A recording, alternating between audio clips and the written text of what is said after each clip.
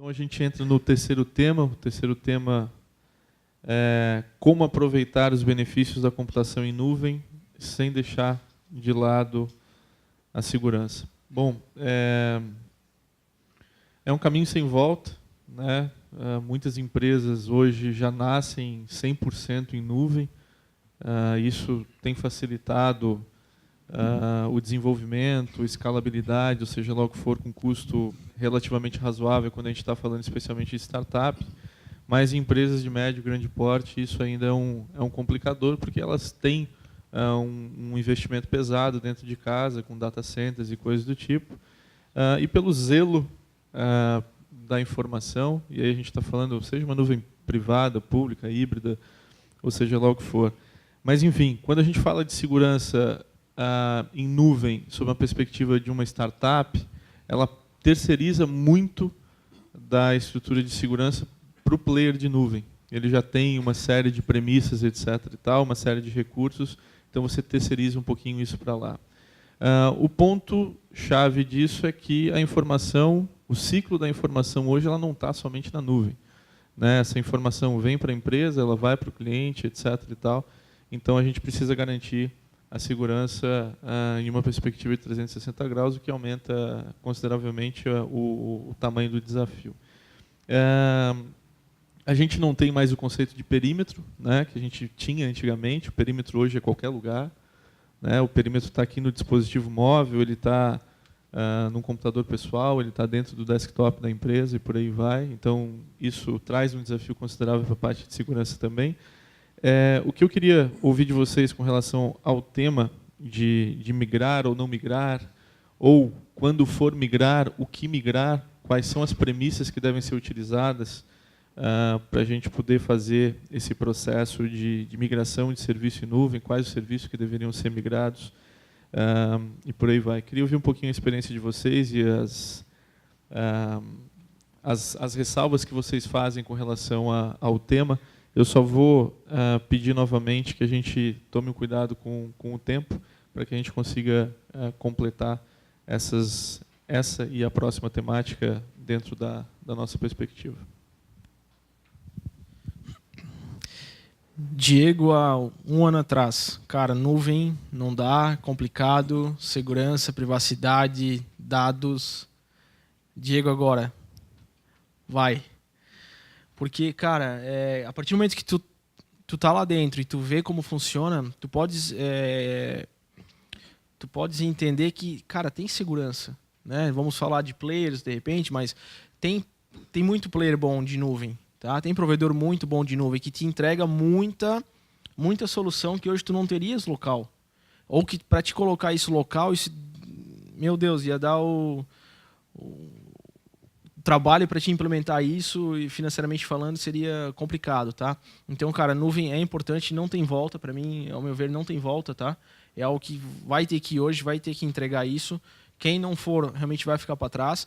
Só que assim, tem que fazer com segurança, tem que fazer da forma correta, né? Tem que utilizar criptografia, tem que utilizar as tecnologias corretas, tem que ter política de segurança de nuvem. Então, como que eu vou fazer isso? De repente, a minha forma de patch management vai ser um pouco diferente quando eu estou na nuvem. A forma de fazer uma análise de vulnerabilidade, identificar ameaças, a forma de resolver, entregar o fix, a release disso vai ter que ser um pouco mais rápido, né?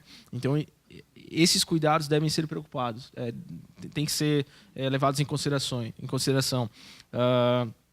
É importante, sim, que, como eu tinha falado já no começo, a segurança tem que acompanhar o business. Então, não é mais o bloquear, mas como é que eu vou entregar para o business de forma segura? Como é que o business vai criar um novo produto? Como é que eu vou fazer um novo ERP? Como é que eu vou fazer um novo TASI, que eu estou falando da aplicação da Philips, o TASI? Como é que eu vou fazer ele da forma segura e entregar ele na nuvem para o meu cliente? Como que eu vou ofertar ele como serviço, né? Então, esse é um trabalho que, sim, pode ser usado na nuvem, tá? Mas tem que ter esses cuidados. E a política que a gente falou também no tema 1 é algo importante que tem que ser implementado e tem que ser avaliado, tá? Obviamente, né, fazer risk assessment, privacy um assessment para privacy também, quando a gente está falando em dado sensível, né? Dependendo de qual o tipo de informação que vai estar armazenada nessa nuvem, né? Nesse banco de dados, como é que vai ser o processamento disso, né? Como que você vai entregar isso para o cliente hoje? De repente, eu vou entregar como serviço, como um IaaS. Então, isso tem que ser tudo bem identificado, tem que estar tudo certinho em contrato. Mas, assim, cara, a nuvem é interessante, é bacana. Quem acho que ainda não teve oportunidade de repente verificar, eu recomendo que realmente verifique, porque, cara, vai ser difícil você não ir, tá? E quem não for vai ficar para trás. Muitos serviços da Philips hoje eles estão em nuvem, né? Então, cara, como é que eu vou manter hoje um Exchange na minha estrutura? Né? A galera está migrando tudo para o 365, por exemplo. Então, assim, não tem como, é muito mais prático, né? Eu preciso subir um servidor, eu preciso fazer escalabilidade, performance.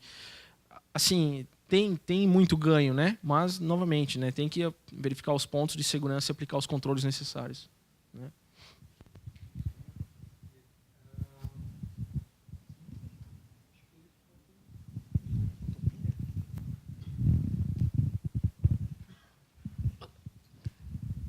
Oi. Bem, concordo plenamente, eu acho que é um caminho sem volta. Mais fácil para quem já nasceu com essa tecnologia, né? Uma empresa que já nasceu com serviços em nuvem. Mais difícil para quem tem sistemas legados e toda a arquitetura on-premise, né? Então, no Brasil, especificamente, o que eu vejo de barreira são duas barreiras. A primeira é telecom, né? Como é que tu chega na nuvem com o mesmo tempo de resposta e tal. Uma coisa eu estou falando de consumo de aplicação, outra coisa eu estou falando de um RP, chão de fábrica, a 1 milissegundo ali. Então, isso tem que ser levado em consideração. Inclusive, os próprios RPs, dependendo da versão e tal, ele ainda não está preparado para isso. Né? Então, próprio, né, não falando de player, mas falando de player, o próprio Oracle também não é o melhor banco de dados para colocar em nuvem, mas para on-prime funciona muito bem. Então, tem vários aspectos que tem que ser levado em consideração. Para quem já está enraizado nisso, mais fácil. Para quem não está, tem um desafio aí.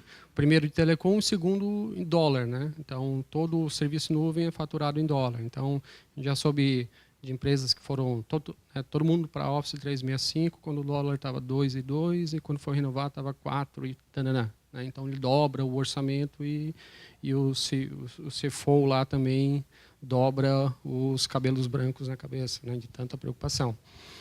Nesse sentido, assim, a gente também está caminhando para isso, tá?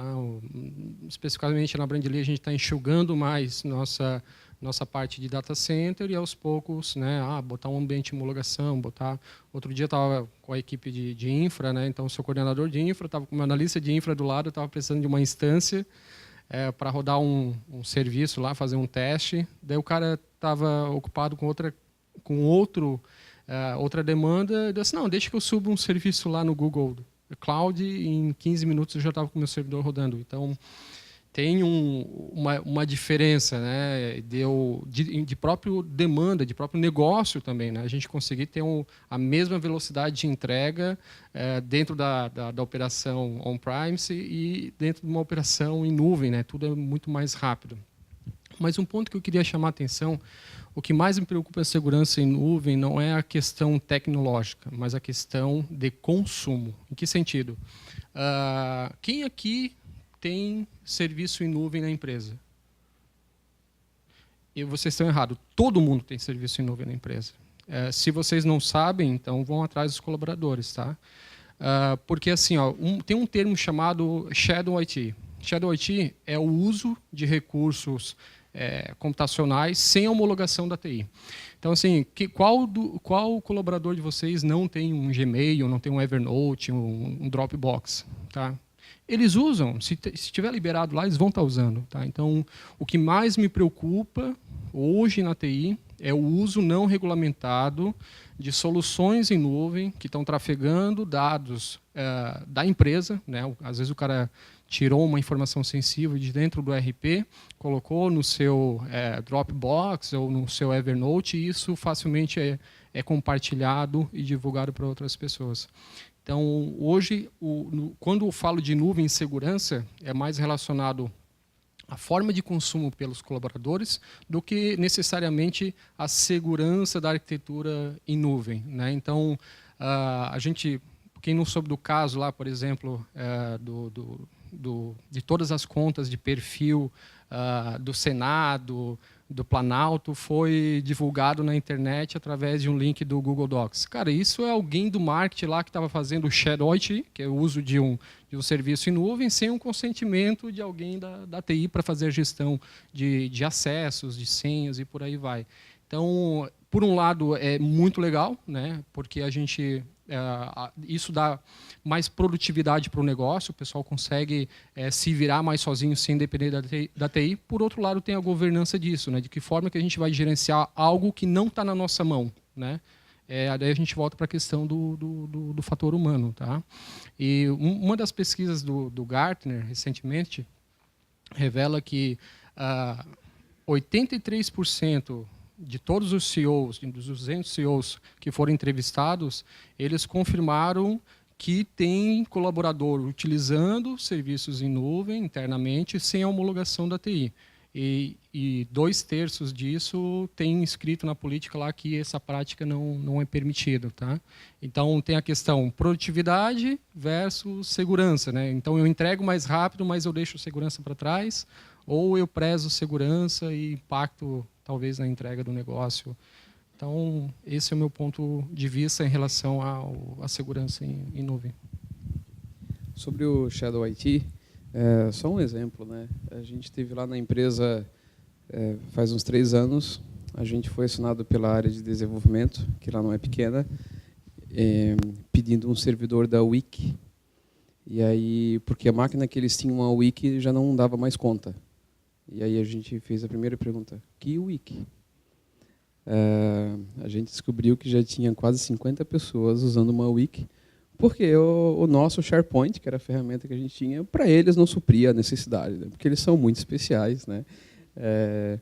E aí que a gente foi entender, tivemos que fazer todo o trabalho. Né? Poxa, volta, calma aí, então quer dizer que tem uma máquina de usuário em cima da mesa. Vocês devem lembrar disso, né? O pessoal da TI aqui deve lembrar disso. Tem uma máquina de usuário em cima da mesa sendo acessada por quase 50 pessoas. Sim, claro, e ela não pode ser desligada. Não é? Então, sábado, domingo, tudo, ela tem que ter um SLA de 100% de disponibilidade. Esse foi um exemplo de Shadow IT. Né? E isso aconteceu dentro de casa. Quando a gente fala em nuvem, isso acontece muito mais facilmente. E o Roberto falou do marketing. Né? Não sei por que o marketing sempre vinha à tona. Eles adoram contratar serviços sem o alinhamento com a TI. E é porque é nuvem, então é fácil, é só contratar, fazer contrato e tal. Mas tem todo um trato, inclusive de segurança da informação, que a TI tem uma peça importante ali para avaliar que tipo de informação a gente está jogando para a nuvem. Está falhando, né? Que tipo de informação a gente está jogando para a nuvem. Vou tentar isso aqui. Ou sou eu mesmo, né? Vamos ver agora. Em avaliar isso tudo. Então, falando de cloud, é muito mais fácil para fazer Shadow IT com cloud do que internamente. Agora, entrando na pergunta do Cássio mesmo, como é que a gente mantém a segurança, se cloud é um caminho, se não é, como é que a gente mantém a segurança falando de cloud? Eu concordo quando o Diego fala que é um caminho sem volta. Nós não voltaremos mais a ter as versões de sistemas on-premise, tanto quanto a gente tinha até ano passado. Nós temos um projeto lá na nossa empresa que se chama GoToCloud. O projeto se chama GoToCloud. Não é reestruturação do data center, não é otimização de custos de data center, não, é ir para a cloud mesmo. Isso quer dizer que se a gente for investir em casa, nós temos que justificar por A mais B, por C mais D, por E mais F, que, nossa, nós temos que investir em casa. Então, até para a nossa diretoria, está difícil de aprovar investimentos on-premise. A gente vai para a cloud mesmo, por uma série de razões, disponibilidade e tudo.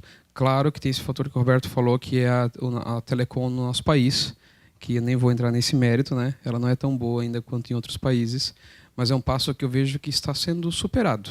A partir do momento que a gente vai tendo mais aplicações cloud-based, menos terminal service e tudo mais cloud-based no mercado, isso possibilita com que o fator telecom seja minimizado perante outros fatores, né?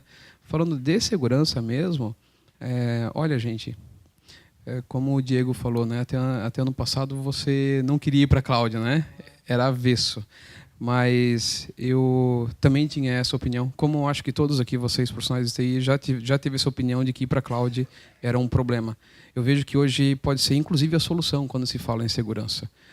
Há muitas possibilidades de ir numa Amazon, numa IBM ou numa Azure da Microsoft. São os 3 grandes players de cloud. Você ter mais segurança lá do que dentro de casa. Claro que para controlar essa segurança tem uma série de fatores. O Diego falou de criptografia, que pode vir com certificado digital, pode vir com outro nível de acesso. Mas, para finalizar, gostaria de dar um exemplo. Nós tivemos um problema em fevereiro com um dos nossos sites, que estava em cloud, num provedor fora, e na véspera do nosso kickoff, onde a gente começou a anunciar nas mídias sociais, tudo que ia ter o kickoff e tal, a gente foi tocado por negação de serviço. Então, acho que vocês já ouviram falar no DDoS, né, os ataques de negação de serviço, que inclusive em 2016 4 bancos caíram no mesmo dia por conta de ataque de negação de serviço. E até esse ano, até hoje mesmo, a gente acaba não investindo muito. As empresas não investem muito em proteção contra negação de serviço, porque é difícil uma empresa ser atacada dessa forma.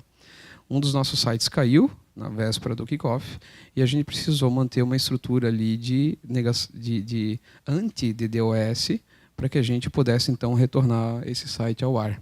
Nós fizemos isso em 8 horas, porque estava em cloud. Se a gente estivesse em casa, talvez 8 dias, porque a gente ia ter que comprar maquinário, a gente ia ter que capacitar a equipe, a gente ia ter que fazer um monte de coisa para que a gente tivesse essa estrutura apta e depois retornar o site ao ar. Então, antes do nosso kickoff, a gente conseguiu retornar o site ao ar porque estávamos em cloud. Então, vai lembrar, não fomos invadidos. O ataque de DDoS, ele simplesmente mata o site. Para uma véspera de kickoff, então a gente tem quase certeza que foi um ataque direcionado mesmo. Realmente é bem complicado. A gente precisava voltar rapidamente e voltamos porque estávamos em cloud. Perfeito. E o problema é que provavelmente esse ataque foi acionado via Deep Web com 0,001 Bitcoin. Exatamente. E com se vários não bots, né? E se não desse certo, o money back.